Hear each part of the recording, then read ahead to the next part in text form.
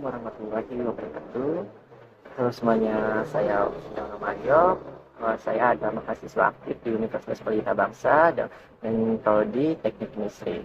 Di sini saya akan mempresentasikan hasil presentasikan PowerPoint saya, hasil buatan saya.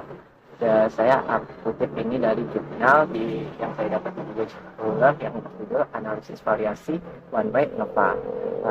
Jurnal ini ditulis oleh Ida Angtaini dan Aan Ramadan Saputra. Oke, kita masuk ke slide pertama, yaitu analisis variasi ANOVA. Apa sih analisis variasi ANOVA? Analisis variasi ANOVA adalah suatu metode untuk menguji hipotesis kesamaan rata-rata dari 3 atau lebih populasi. Nah, asumsinya untuk dari analisis variasi itu sampel diambil secara random dan saling bebas independen. Populasi berdistribusi normal dan populasi mempunyai kesamaan variasi. Oke, kita lanjut slide berikutnya. ANOVA. Uji ANOVA atau Analysis of Variance atau sering diistilahkan sebagai uji sidik ragam dikembangkan oleh Ronald Fisher. Prinsip pengujiannya adalah menganalisis variabilitas atau keragaman data menjadi 2 sumber variasi, yaitu variasi dalam kelompok within dan variasi antar kelompok between. Nah, bila variasi within dan between sama, maka rata-rata yang dihasilkan tidak ada perbedaan.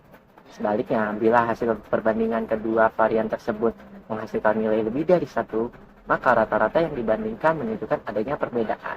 Oke, kita lanjut ke slide berikutnya. Analisis variasi atau ANOVA adalah suatu teknik statistik yang memungkinkan kita untuk mengetahui apakah 2 atau lebih dan populasi akan bernilai sama dengan menggunakan data dari sampel masing-masing populasi.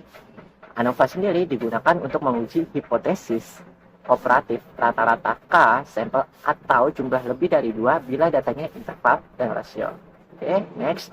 One Way Nova.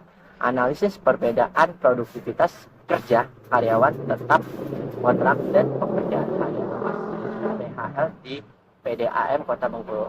Ini adalah jurnal yang akan saya bedah, yang akan saya analisis dari jurnal tersebut. Ini jurnalnya, linknya sudah ada tertera di sini.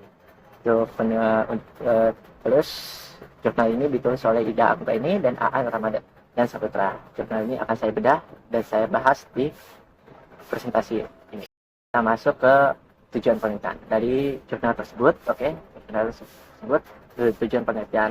Tujuan penelitian dari jurnal tersebut adalah tujuan dari penelitian ini adalah untuk menganalisis perbedaan produktivitas kerja antara karyawan tetap, karyawan kontrak, dan pekerja harian lepas atau PHL di PDAM Kota Bengkulu. Oke, next, untuk metode penelitian.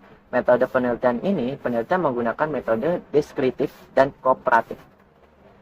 Data dikumpulkan melalui kuesioner yang disebarkan kepada 148 responden, terdiri atas 68 karyawan tetap, 65 karyawan kontrak, dan 15 pekerja harian lepas. Analisis data dilakukan menggunakan uji ANOVA, satu arah, yaitu One Way ANOVA, dengan bantuan perangkat lunak SPSS 19 for Windows. Uji normalitas dan homogenitas dilakukan sebelum pengujian hipotesis. Nah, di sini ada hasil penelitiannya. Hasil penelitiannya didapat deskriptif statistiknya adalah rata-rata produktivitas kerja karyawan tetap, yaitu 91,75 dengan standar deviasi 12,265. Untuk rata-rata produktivitas kerja karyawan kontrak itu di angka 98,14 dengan standar deviasi 9,167. Untuk rata-rata produktivitas pekerja harian lepas didapat angka 97,53 dengan standar deviasi 3,270. Produktivitas kerja karyawan kontrak lebih dominan dibandingkan kedua kelompok lainnya. Bisa dilihat grafik tersebut ini, itu. Oke, kita next selanjutnya. Dan di sini ada tabelnya. Oke, untuk analisis statistik. Nah, hasil uji ANOVA menunjukkan nilai signifikan sebesar 0,002 kurang dari 0,05 atau 5%, yang berarti terdapat perbedaan produktivitas kerja yang bermakna antara pekerja kelompok karyawan. Di situ kita bisa lihat tabel nomor 3, yaitu normalitas data produktivitas kerja karyawan tetap. One sample Kolmogorov atau Smirnov test, yang kita bisa lihat di N-nya itu dapat di angka 68, normal parametersnya itu main di 91.700, standar deviasinya di 12,26 pas 95. Untuk most extreme difference absolutnya di 0,151, untuk positifnya 0,092, negatifnya 0,151. Kolmogorov Smirnov Z-nya di means 1,51 di 1,243. Simple 6 Toyotnya di 0,091. Terus untuk kita lihat di tabel nomor 4. Tabel nomor 4 ini adalah normalitas data produktivitas kerja karyawan kontrak. One sampel yang N-nya itu di 65, sama ya. 65 di ini karyawan kontrak, dan tadi sebelumnya karyawan tetap. Di karyawan kontrak itu N-nya itu 65, jumlahnya karyawannya, normal parametersnya min-nya itu di 98,1385, yang tadi standar deviasinya di 9,16665. Most extreme difference di yang absolutnya 0,196, di positifnya 0,143, negatifnya di negatif 0,196. Di Kolmogorov-nya di 1,179, Smirnovnya di 0,814.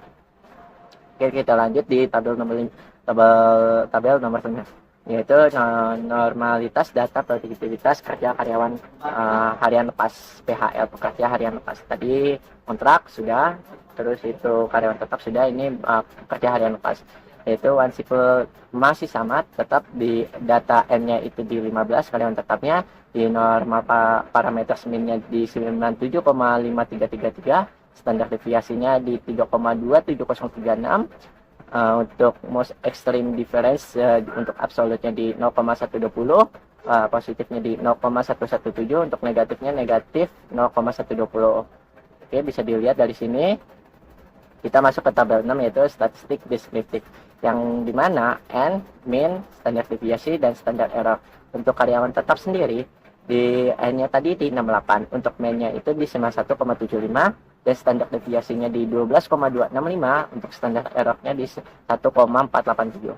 Untuk karyawan kontrak sendiri, di jumlah karyawan kontraknya itu di N-nya 65, di min-nya 98,14, standar deviasinya 9,167, dan standar error-nya di 1,137. Untuk karyawan kerja harian lepas, di N-nya itu di 15, min-nya itu di 97,53, standar deviasinya 3,270, dan standar error-nya di 0,844. Total dari keseluruhannya untuk N itu di 148, total di min yaitu 95,14, standar deviasinya 10,772, dan standar error-nya di 0,885. Oke, kita lanjut slide berikutnya. Oke, kita lanjut di tabel 7. Tabel 7, test of homogeneity of variance, di mana Levin statistiknya di 16,260. Derajat kebebasan satunya itu 2, derajat kebebasan keduanya itu 145, signifikannya di 0,357. Nah, hasil ini itu diambil dari hasil penelitian data diolah di tahun 2018. Oke. Untuk tabel 8-nya itu ada one way ANOVA, yang dimana untuk kita pakai between groups di sum of squares-nya di 1451 titik 783, dengan derajat kebebasannya 2, dengan mean square-nya di 725 titik 892, dengan nilai statistiknya F-nya di 6,744, dengan signifikannya 0,002, dengan within groups-nya di 15.606,237, dengan derajat kebebasannya di 145, dengan mean square-nya di 107,629, dengan nilai statistik F-nya di 0, signifikannya 0, dan totalnya itu untuk sum of square-nya di 17,058, dengan derajat kebebasan di 147. Oke, kita lanjut slide berikutnya, yaitu faktor yang berpengaruh. Faktor yang berpengaruh dari hasil jurnal tadi yang kita analisis, yaitu perbedaan produktivitas diduga disebabkan oleh tingkat insentif tunjangan dan risiko pemberhentian kerja yang lebih tinggi pada karyawan kontrak dan pekerja harian lepas. Dan karyawan tetap cenderung memiliki stabilitas kerja yang lebih besar, namun dapat menurunkan urgensi untuk meningkatkan produktivitas.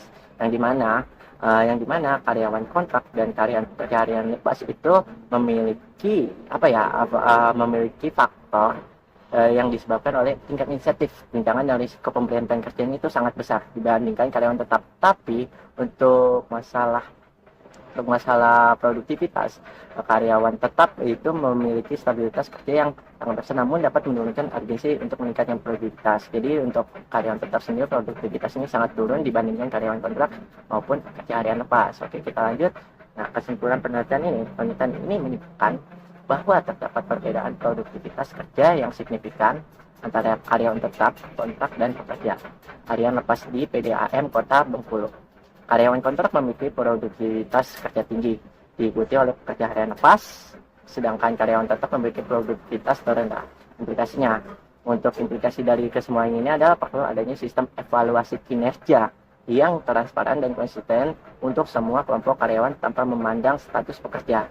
Terus kedua, melakukan evaluasi yang objektif dapat mendorong peningkatan produktivitas sekaligus memberikan penghargaan yang adil. Oke. Terus untuk relevansi penelitian. Relevansi penelitian ini, peneliti ini relevan. Nah, dalam dunia nyata itu relevan nggak sih dalam dunia nyata? Nah, penelitian ini relevan untuk manajemen sumber daya manusia, ya, yang dimana memberikan wawasan tentang pentingnya evaluasi kerja transparan untuk meningkatkan produktivitas di berbagai kelompok karyawan. Dalam organisasi dalam organisasi ini menyediakan bukti empiris tentang faktor yang mempengaruhi produktivitas berdasarkan jenis karyawan, sehingga dapat membantu organisasi dalam perancangan strategi sumber daya manusia. Terus dalam kebijakan ini, hasil penelitian dapat dijadikan dasar untuk merumuskan kebijakan yang adil dan efisien terkait perlakuan terhadap karyawan dari berbagai jenis status bekerja. Oke, mungkin itu saja dari analisis jurnal yang saya sampaikan dari jurnal yaitu analisis perbedaan produktivitas kerja karyawan tetap, kontrak, dan pekerja harian lepas di PDAM Kota Bengkulu. Itu mungkin saja hasil presentasi saya, kurang lebihnya mohon maaf. Wabillahi taufiq wal hidayah. Wassalamualaikum warahmatullahi wabarakatuh. Saya Opsiono Mario, pamit undur diri. Terima kasih.